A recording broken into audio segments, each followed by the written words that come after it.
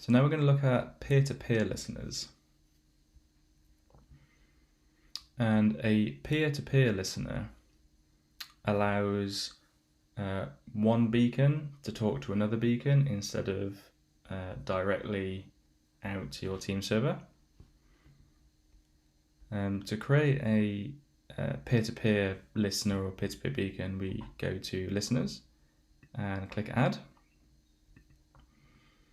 And the two main ones are the SMB and the TCP. So let's do the TCP first.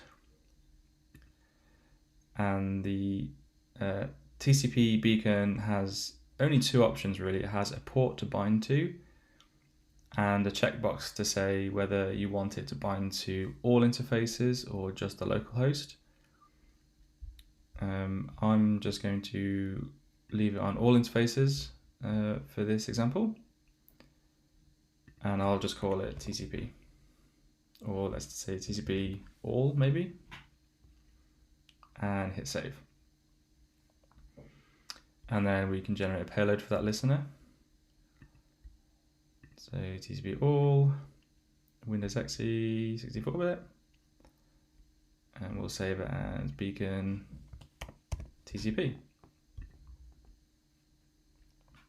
Okie dokie. Now I think one of the aspects of peer-to-peer listeners that people generally get confused with is they'll say, well, how does this beacon talk back to my team server over TCP on port 4444? Or if it's an SMB beacon, they'll say, well, how does that beacon talk to my team server over SMB? And the answer is that they don't. So let's have a look at how it really works. So this is on the Windows Dev VM. And if I do a netstat, and I will list all of the TCP connections. The only thing I'm showing here is that port 4444 is not listening. And then I will run the TCP beacon, and you'll notice that nothing happens in the UI behind. We have no beacon. But if we do netstat again, we can see that port 4444 is now listening. So the TCP beacon, what it's doing is acting as a TCP server, and it's listening, it's waiting for a connection. And then what we have to do is from one of the existing beacons that we have is to connect to it. So beacon has two commands for connecting, which is called link and connect. So link is primarily for SMB beacons, and then connect is for the TCP beacons. So what it's saying is connect target and port. So we will say connect. The target is just the local host, but of course, because the beacon is binding on all interfaces, if this was running on a different machine somewhere else in the network, we would put the host name or the IP address of that target in. And as long as the Windows firewall would allow us to connect to 444, it'll work. So we say connect localhost 4444. And then after the check-in, now the beacon appears. Now with the peer-to-peer beacons, you see this little chain here at the top. And this just represents that this is a peer-to-peer beacon, and we're connecting to it through another beacon. The better way to look at it is, of course, with the graph view. So here we go. So this is the beacon running in the TCP process, and this is the beacon running in the HTTP process. This beacon is acting as a TCP server, and this beacon is acting as the TCP client. So when we go and interact with this, we can give it a command. So we can just say get UID.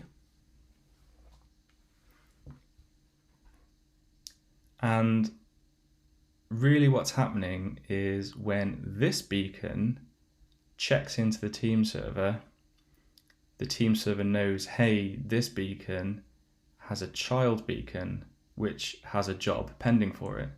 So the team server will give the beacon, this beacon, that job, and this beacon will push the job to this beacon.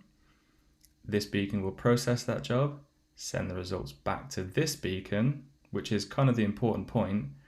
This beacon does not talk to the team server directly. It has no direct outbound access. So it sends the results to this beacon, which sends the results back to us. And the exact same thing is true for the SMB beacon. So let's create an SMB beacon here, and we'll just call it SMB. Now SMB beacons only have one option, and that's the pipe name. So SMB named pipes have a name. This MS agent random number and letters is what Bootstrap uses by default. We'll just keep it at that for now. So we hit save. And then again, to generate the payload for this listener, we do executables, SMB, choose, and we do beacon SMB. So I think the confusion comes from most people because when we create the HTTP listener, it is actually binding port 80 on the team server, and those beacons do actually talk to the team server directly. But when we create these peer-to-peer listeners, these ports are not bound on the team server.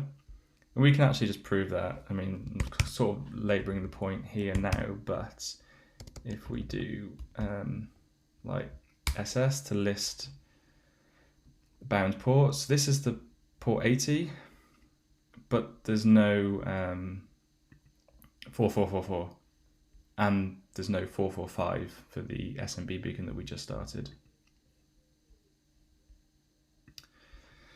So let's launch the SMB beacon, and same thing as before, no beacon appears.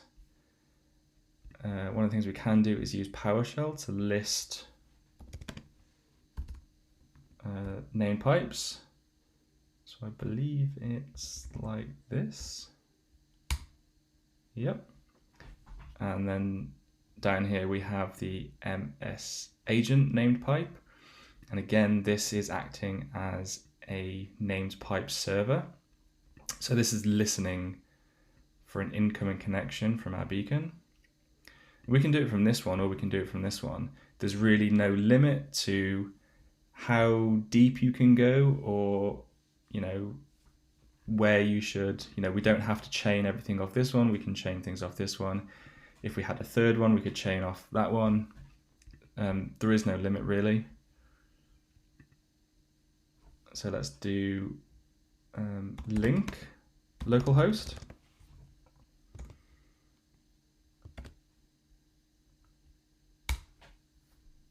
And there we go. This is the SMB beacon. And you can also see the arrows are color coded. So the green arrows are used for TCP, and the yellow arrows are used for SMB. And that's just a quick way to know which type of listeners are in use on this view. And of course we can interact with this one. We can just, I don't know, let's just do get UID again. And again,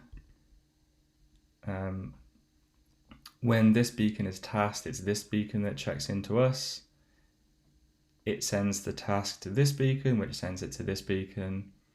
This beacon executes the job, sends it back to this beacon, sends it back to this beacon, which sends it back to us. So that's how peer-to-peer listeners work. And they're extremely useful, and I highly, highly encourage getting used to peer-to-peer where possible. Another thing I forgot to mention is that these links are designed to be quite resilient. So let's say that we lose this beacon in the middle. So this is the TCP beacon. So let's find the running process and let's just kill it like ungracefully. Like for whatever reason we've lost it. And we'll see that our chain becomes disconnected. So let's remove this from the view. And it still knows that we have this beacon somewhere, but we can't connect, we can't communicate with it because, you know, we've lost this node in the middle. And if we go back to the original egress beacon here, we can just link to it. So we can do link localhost because this is the SMB beacon. And it will just re-establish that connection. So if you lose one or more beacons in the middle of your chain, the ones further down, they still exist, they're still running, and you can just reconnect or relink to them.